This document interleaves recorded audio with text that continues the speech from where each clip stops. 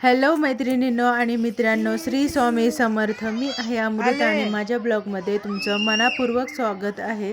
तर आज आमचा महाबळेश्वरचा तिसरा आणि शेवटचा दिवस आहे आणि आम्ही आता हॉटेल सोडत आहे. आजचा दिवस आम्ही काही पॉईंट आहेत ते बघून मग नंतर घरी यायला निघणार आहे. म्हणजे पूर्ण दिवस आमचा महाबळेश्वरमध्येच जाणार आहे. आणि सकाळी आम्ही हॉटेलमध्येच नाश्ता केला आणि फ्रेश वगैरे होऊन आम्ही 9 वाजता तिथून निघालो आणि आम्हाला आता जायचं आहे एक प्रतापगड आहे तो पाहायचा आहे आणि एक मंकी पॉईंट आहे आणि एक जुनं खूप पुरातन मंदिर आहे तुळजा भवानीचं. तर आम्ही सकाळी पहिल्यांदा त्या मंदिरातच गेलो. मंदिर खूप पुरातन असं होतं आणि खूप छान बांधणी आणि बांधकाम आहे. खूप जुनं आहे. या मंदिराविषयी मला फार काही जास्त माहिती नाही, पण खूप छान वाटलं तिथे गेल्यानंतर. आणि इथे गेल्यानंतर आमचा थोडासा वेळ गेला. आम्ही फोटो वगैरे काढले, पूर्ण मंदिर फिरून बघितलं. खूपच छान वाटत होतं हे मंदिर. आणि त्याच्यानंतर आम्हाला पुढे जायची घाई होती, त्याच्यामुळं आम्ही जास्त वेळ काही इथे थांबलो नाही. जरी इथे थांबलं असतं तर आमचा बराच वेळ गेला असता आणि आमचे पुढचे काही पॉईंट मिस झाले असते. म्हणून आम्ही थोडा वेळ इथेच थांबलो आणि त्याच्यानंतर मग आम्ही दुसरीकडे जाणार होतो, तर तिकडे निघालो.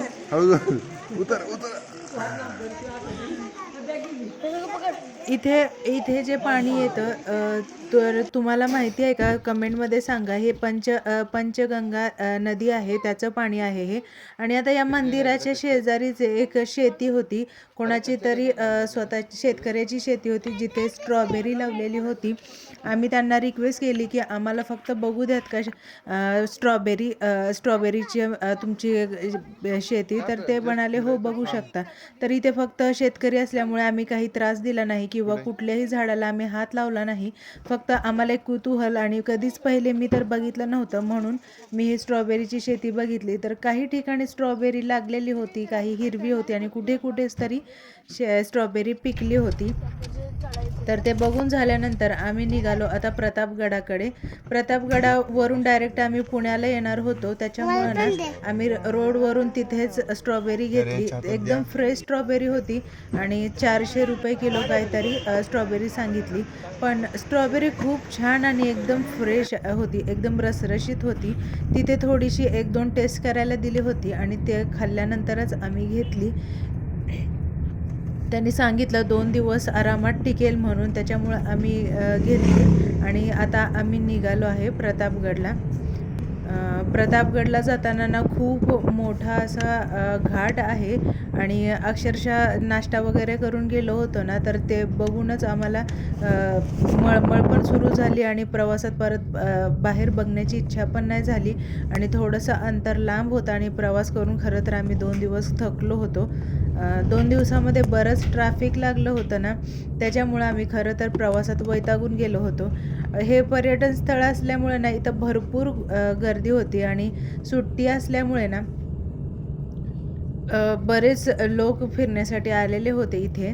तर आम्हीही तिथे फिरण्यासाठी गेलो होतो आणि एका ठिकाणी तर ना खूप ट्रॅफिकमध्ये जाम ट्रॅफिकमध्ये 1-1.5 तास तर आम्ही अडकून बसलेलेच होतो. आणि तिथले रोड जरा छोटे आहेत ना, त्याच्यामुळं मोठ्या गाड्यांना यायला जाण्यासाठी किंवा डबल गाडी एक सोबत नाही येऊ जाऊ शकत, त्याच्यामुळे तिथं थोडंसं ट्रॅफिक लागलं. त्याच्यानंतर काही वेळातच म्हणजे एक अर्ध्या तासातच आम्ही प्रतापगडावर पोचलो. तिथे पण भरपूर गर्दी होती, सुट्टी आहे आणि एंडिंग असल्यामुळे बरेच लोक फिरायला आलेले होते. आणि थंडीचं वातावरण असल्यामुळे या सीझनमध्ये बरेच जण फिरायला जातात. तर पार्किंगमध्ये खूप गाड्या होत्या आणि त्याच्यामुळे थोडंसं गाडी पार्क करायला पण जागा भेटत नव्हती.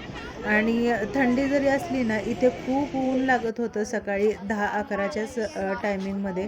तर आम्ही तिथेच पायथ्याशी ताक पिलो आणि त्याच्यानंतर मग आम्ही वरती निघालो.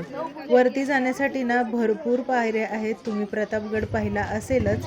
आपल्या शिवाजी महाराजांचा गड आहे आणि याच्याविषयी कोणाला माहिती नाही असं होणारच नाही.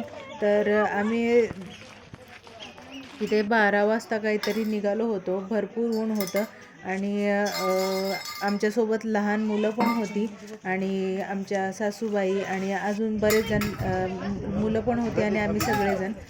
तर थोडंसं चढायला पण प्रॉब्लेम झाला, पण सगळेजण आले.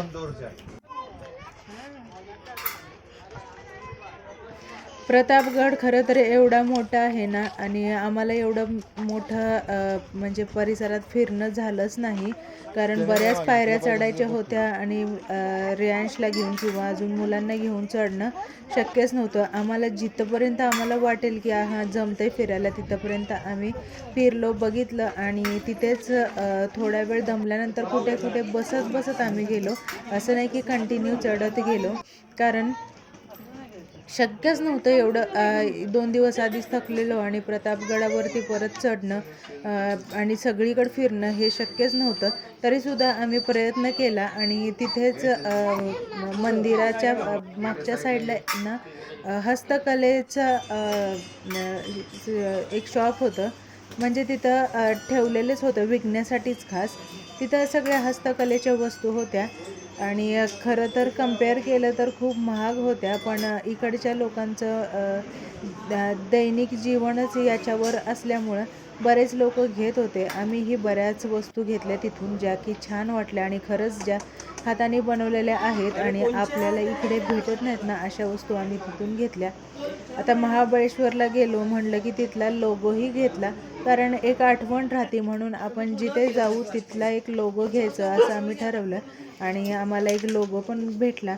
खूप छान भेटला आणि त्याच्यानंतर आम्हाला खूप जाम भूक लागली होती आणि आम्हाला जाऊन जेवण करायचं होतं. सकाळपासून आम्ही नाश्त्यावरच होतो, त्याच्यानंतर काहीच खाल्लं नव्हतं. फक्त गरमीमुळं आणि एवढं चालण्यामुळं आम्ही पाणीच पित होतो. तर जेवण केलं आणि आम्ही आता निघालो घरी यायला. दिवस मावळत आलेला होता आणि येताना रोडच्या साईडलाच पॅराग्लायडिंग दिसलं ना, तर तिथे थोड्या वेळ थांबावं म्हणलं, कारण आता घरी जाता जाता टाईम तर थोडा राहिला होता, पण अशा गोष्टी आपल्याला कधी पाहायला मिळतात नाही मिळतात, म्हणून आम्ही तिथे थांबलो. तिथे आमची इच्छा झाली होती बसायची, पण त्यांचा रेट खूप जास्त होता, फीज खूप जास्त होती. फक्त 10 ते 15 मिनटासाठी 3,500 होतं. त्यामुळं आम्हाला हे थोडंसं रिस्की पण वाटलं आणि पैसे पण खूप जास्त वाटले, त्यामुळं आम्ही काही त्याच्यामध्ये बसलो नाही. पण तिथेच उंट आणि घोडे होते. उंट आणि घोड्यावरती आम्ही बसलो थोड्या वेळ आणि तिथला पण रेट होता. एक राऊंड मारायला नाही म्हटलं तरी चालत 5च मिनिट, 5 तरी कुठलं, 2-3 मिनटाच्या अंतरावरच ₹200 एका म्हणजे पर पर्सनला रेट होता.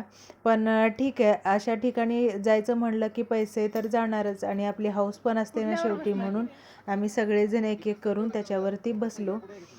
मी जेव्हा बसले ना, मी खरं तर लहान असताना बसायचे. आमच्या गावी यायचा ₹1ला, ₹2ला संध्याकाळच्या टायमिंगला एक राऊंड मारून आणायचा. आता त्याचीच किंमत ₹200 झाली. तर आम्ही बसलो. तर हा मी व्हिडिओ इथेच थांबवते. चला बाय बाय.